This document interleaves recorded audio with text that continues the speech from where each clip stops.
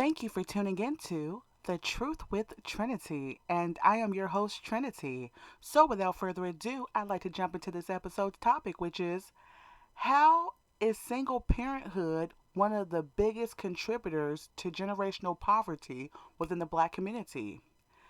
I'm going to try to make this as short as possible, and I know how it is to, listen to a video or a podcast, and it's rather lengthy.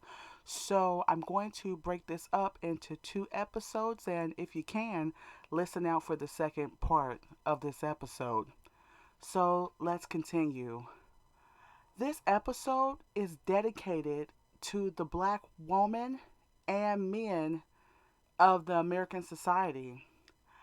I wanted to discuss how single fatherhood and single motherhood is one of the biggest contributing factors to generational poverty among or within the black community. And yes, we have been discriminated against and stolen from. But in 2021, we can only continue to be inferior with our consent. We must resist and refuse to be considered or classified as something that it was not in God's intent for us to be as black people.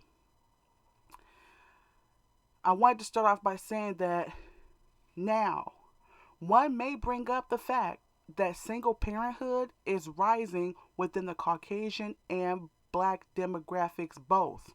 Okay? And even so, with Caucasians averaging in at 76.3% population in the USA, Native Americans at 1.3%, and Asians at 5.9%, and for blacks, we're about at, I want to say, 13.4% population in the USA.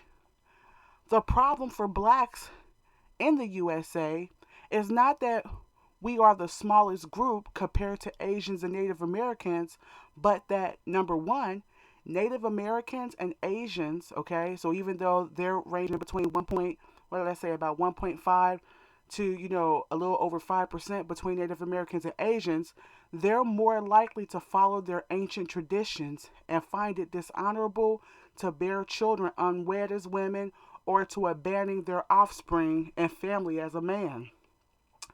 And when we talk about the Caucasian demographic, they may very well have 24% of single mothers. Okay, so 24% of their demographics consist of single mothers, but they still have 51% or more of their children being born into two parent households, which is still over triple the percent of black people in America itself. My point is that as black people, we don't have the time to keep reproducing children into situations that will keep them impoverished and also cause poverty on ourselves. We don't have time to keep ignoring the errors and mistakes that keep contributing to our downfalls and that continues to lessen our existence and diminish our population. We can continue to discuss how potent and dominant the black male seed is, which is true. And we can continue to discuss how fertile the black woman is, okay? But what we are failing to see is that it isn't in the quantity, so the number of children that one has, but the quality of child that will grow up. Like, for example, what environment will that child grow up in? What kind of education do you as a parent have to offer your child? So this is not only education with the school system, what type of school will they go to, but also what kind of knowledge have you accumulated in your lifetime that you can pass on to your child that will be beneficial to them. Because we as a people continue to deny that our ways of dating and coexisting with each other have proven to be partially the link to our demise. Okay, so we've got external forces, okay, so we're not going to deny that, but we're also a part of our issue. Okay? Let's look at how single parenthood causes generational poverty for the black man, the black female, and the black child. Okay? Let's start off with the black woman and how single parenthood contributes to generational poverty, and then I'll move on to the black man. Number one, if the female in particular hasn't completed all of her educational goals, having children is 3 times as likely to stunt the woman from achieving her goals, especially where less family support is present. So, we can argue all day about the single mother that we know that went to go get her master's, and the single mother that we know, but think about how much we're stunning our growth as a people with making this the normal situation. It's always great when a person, regardless of male or female gender, despite all odds, they rose to the occasion. But look at the stress level and the time and the stress that it puts on our children for us to be in these situations at a high percent, especially when it only being 13% of our people in this country. Okay? Number two, she is more likely to have to depend on government assistance. Okay, so this is contributing to the generational poverty with single parenting. Okay, number three, trying to rise from government assistance can be difficult because if you make a dollar too much, they cut a woman off. But then the mother may have to work approximately 12 to 18 hours per day to be able to successfully relieve herself and her children from public assistance. So it's kind of like a darn if you do, darn if you don't situation.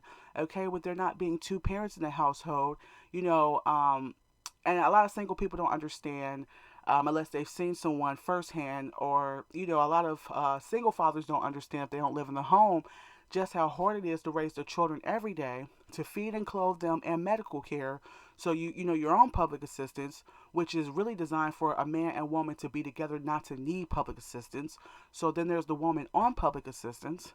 Okay, so she is designed to keep her poor, because if she makes a dollar too much, which is usually very low, they keep it very low, the threshold that you're allowed to be under. So you either have to stay extremely poor to take care of your children, or you're away from your children, especially with, the inflation and things rising. You're going to be out of your home, 12 to maybe even 18 hours a day away from your children. Okay. And, so that's a whole nother conversation right there. Okay. And number four, the governmental agencies can at times be coercive in getting a woman to release the name or names of their child or children's fathers. Some of it is a choice between not receiving help with food, daycare, and medical assistance for your children, or continue to cover for a man who only pays or takes care of his children on an optional basis. So, sometimes that can put, the black woman in between a rock and a hard place. And, I encourage the black man to understand it's not always, the bitter woman that's being spiteful. Sometimes she has to look out for either the man or the children that she has to feed. And I think that's why it's so important for the black man and woman to stay together to raise their children, so that these choices, these ultimatums are not having to be made to go against our people so much to benefit a government that could care less about our families and conditions. Let me continue. With the burden being so heavy on the black single mother, it causes three big factors for our young black children. Okay, so with this burden being so heavy, these are some big factors that cause problems for our young black children. Number one, they have to practically raise themselves and fall and may fall into mischief from the mother being gone from the home long hours. Like I said, those long hours, having to work. The children are raising themselves. Okay. Number two, the black child's education falters because the mother has no time to specialize in her child's educational needs, because no father is present to help provide inside the home. And this is help whether it's actually helping with the schoolwork. Mom does schoolwork Monday through Wednesday, dad does schoolwork Thursday and Friday. Or, mom's at work, dad's at home. Dad's at home, mom's at work. Or, whatever the situation, there's no two parent, no one helping in the home, and it's just one parent. So when that parent comes home from work, they're exhausted, and that leaves the child to solely depend on the educational system and the governmental system of education to teach them. And teachers are facilitators of the knowledge. They're not the first teachers of the child, and that sets our black children up for failure a lot, because they need more than just the time that they get at school. They need the education from their parents as well, but it's hard to do with there only being one parent in the household. Number three, it can cause black mothers to prematurely and eagerly expel the black teenager or child from the home before they have a solid plan of a future, due to the mother's fatigue of solo parenting child rearing. Okay, so there's been a lot of brothers that have complained about the black mother that just didn't care about their child. She's eager to get back out there to go to the club. She's eager to get out there, and this has to do with black women as well, making better choices, and who they choose to get pregnant by, and shooting for marriage before pregnancy. But this is a 50-50 responsibility role here between the black man and black woman, and it leaves a lot of black women eager to put their children out, because they're trying to get some freedom again that a lot of people don't understand. And versus coming from a two-parent home where she's not out looking for a date because her man's already there, her husband's already there, and it can create more stability for our children, so they don't have to leave the house so late, so early. Excuse me, not so late, but so early. Mom's trying to kick them out the house.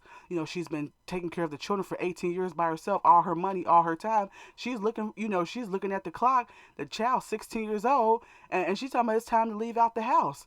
Some moms, because they're so tired, versus two parents in the household, giving that child a chance to have a chance at college education, or at least some type of plan to be able to take care of themselves financially. And it's leaving more of our black children that become young adults further into a life of poverty or crime, because they were quickly ushered from the home with no savings account, money, or plan for their future, which in retrospect just continues the cycle of poverty.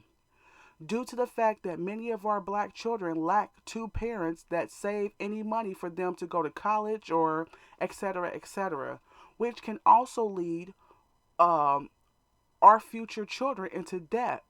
Like, for example, with financial aid and student loans, it's more easier for two parents to pay for education and things for their children when there's two parents involved, versus, our children having to go into debt, or us as single parents having to go into debt.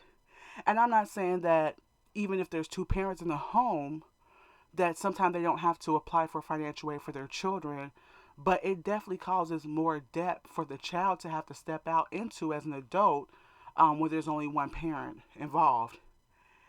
And now I like to talk about how single fatherhood affects black men financially. Okay? Number one, black men face either having their paychecks garnished, or being dealt more length in jail time for contempt of non-payment of child support than other races of men. Okay? Number two, it can cause some black men to work for less wages, to work underneath the table to evade child support, working underneath the table.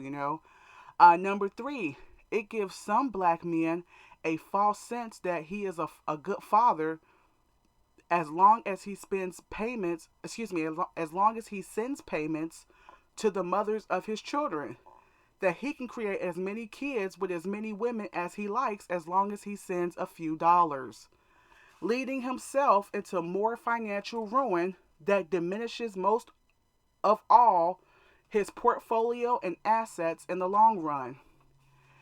And because in our communities, we as black women and men never place our money together, okay, because of mistrust and, what we've been taught throughout time, it leaves us in an untrusting situation where the black man constantly destroys the psyche of the black woman, and with the black woman depleting the black man of his resources, with the little bit of freedom that he does have in jeopardy.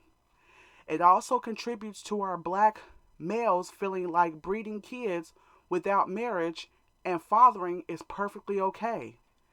And it sends a message to black females that having unwed kids is okay, because if push comes to shove, the government will take care of her, leading our black children further into debt.